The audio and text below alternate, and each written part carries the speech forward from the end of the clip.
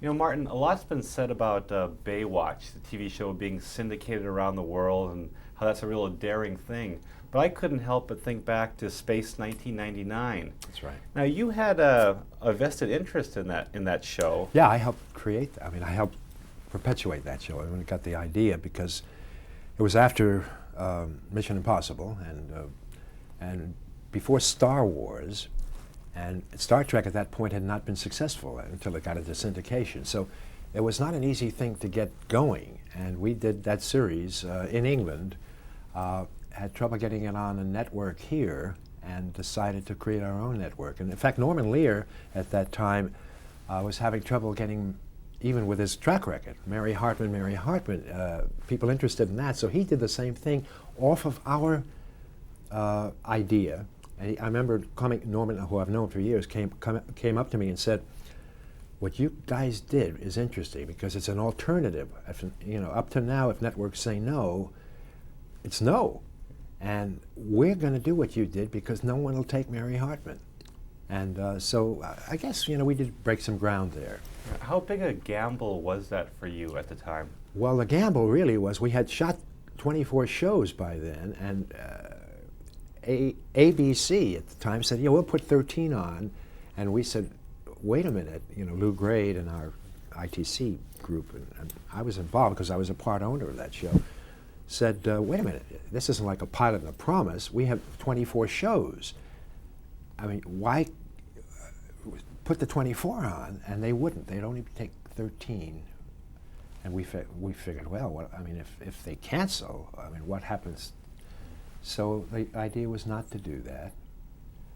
I guess they were a little nervous too about, a series going to a foreign country. Most everything was in various sound stages at various Hollywood studios. Universal had so many, and Warner's had so many, and Fox had so many. And here was this, though there were two American actors, the rest of the show was clearly English. And I think, in terms of commerce, England needed, that we were the only film show shooting in all of the British Isles. The Avengers then came on the next year, and there were two of us, but that was... When you think back of memorable directors that you worked with, North by Northwest, Alfred Hitchcock, what was that experience like I for loved you? it. That nonsense about him not liking actors is nonsense.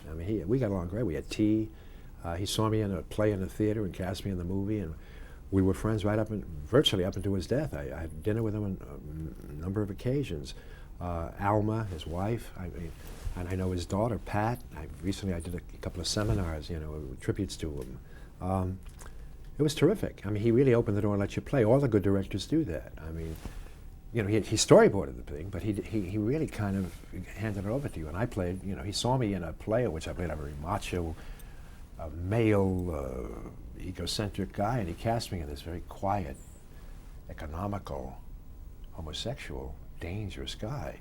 And it takes, again, a guy with vision. And then and this is in the 50s. I chose to play it that way because there was no reason to be in the movie. People said, you're playing a homosexual, it's going to affect your life. Well, I said, hey, I'm an actor. If this is, it's not going to be the last thing I do. I've never played a role like it before, nor since, interestingly. And, but he allowed the way a Coppola does, the way a Woody does, the way a Tim does. To create a playground for an actor that is a creative space, as opposed to certain people coming in and they hire a camel and they try to make him into a kangaroo in 5 minutes. I'm curious the way people react to screen villains. After North by Northwest came out, did you get any interesting reactions from people? Yes. Well, yes. I remember very specifically. I walked into a barber shop on Vine Street. I was very, fairly new in Hollywood, and there was a guy having a haircut, and his girlfriend was talking to him. I remember this vividly because of the reaction. They were having a conversation. He was having his haircut. He was facing wasn't facing in the mirror, but facing that way, and her back was to me. They finished a conversation. As I walked in, I was standing right behind her. She turned around into me, it may have seemed like I was moving towards her. I was moving past her. A blood-curdling scream. This was like, it's hard to do what she did. And yes, that was the first time I realized that. And then when she quieted down, she said, "I just saw you last night in the movie. You scared the life out of me in the movie." And I, it was one of those strange things. That's happened other times, but that was the first time that it scared me. And I never forgot it. The first time you saw yourself in the full Dracula outfit, how did you react to seeing yourself, and how did the crew treat you that day, the first day? Well, it was, we did the scene in the, we did it, the scene in the mortuary, and then the walk down the street. We actually shot that first, and it is my entrance in the movie. The interesting thing is that they became very used to me as Bela, and sometimes I'd get to the studio, let's say there was another scene shooting before me, and I'd have a little bit of a later call. I would walk in as me, and they would react oddly to that, because it was like I was an interloper. I mean, even Tim became nervous. It was like, it was a closed set in the sense that we didn't have a lot of, we played with our, it was just a great feeling and stuff. But it was almost like, who is this guy? We know that guy, but this is, Tim called me Bela after a while.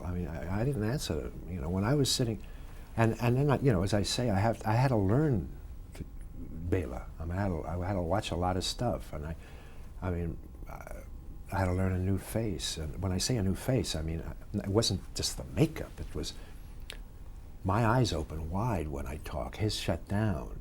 You see a lot of teeth in me. You don't see any. He's got a black hole.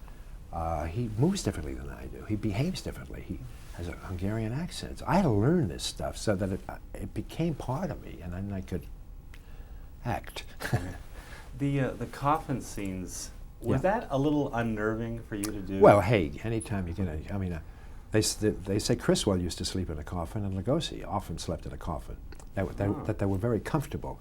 I didn't find them terribly comfortable. I figured I'm going to spend enough time in them in years to come, so I wasn't unhappy about getting out of them quickly.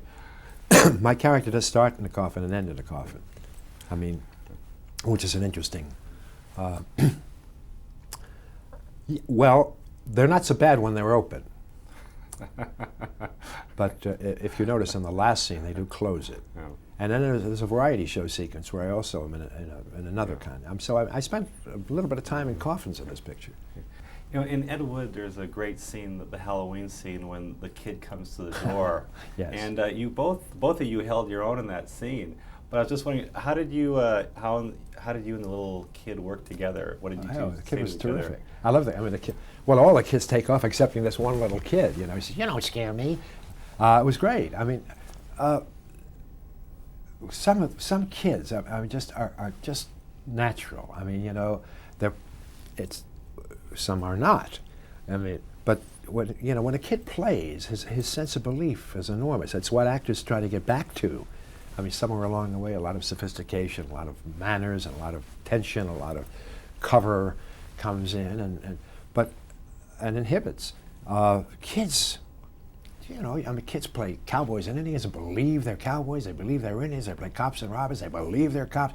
This kid, he was trick-or-treating, and I didn't scare him, which was hilarious. I didn't scare the other kids, they pretended to be scared. This kid really, he really said, "You don't scare me." And I believe, and then of course he had to be frightened when Johnny did that thing, but that took that was where the acting was. But the stuff I did with it was a piece of cake. Well, they say working with kids can be hard. Working with animals can be harder. And now you make an entrance with not one, but two dogs under your arms. That's right. Was that a little bit trickier than? Well, it's not an entrance. Yes. We open a scene. Well, yeah, those little chihuahuas. They pop up throughout the picture, and they're characters, because Johnny's character inherits them after Lugosi moves to another dimension.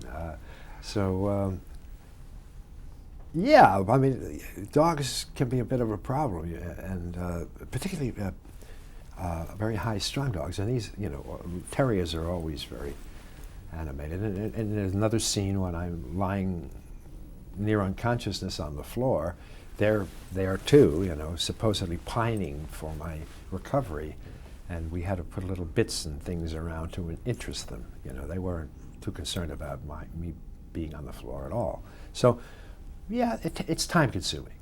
We're doing a lighthearted piece on the Oscars. Yes. And every year when people are nominated, so much is said about what the women wear to the ceremonies. Yes. As a guy, how much time did you put into figuring out what you wanted to wear to the ceremonies? Well, guys don't have a whole lot of things to choose from.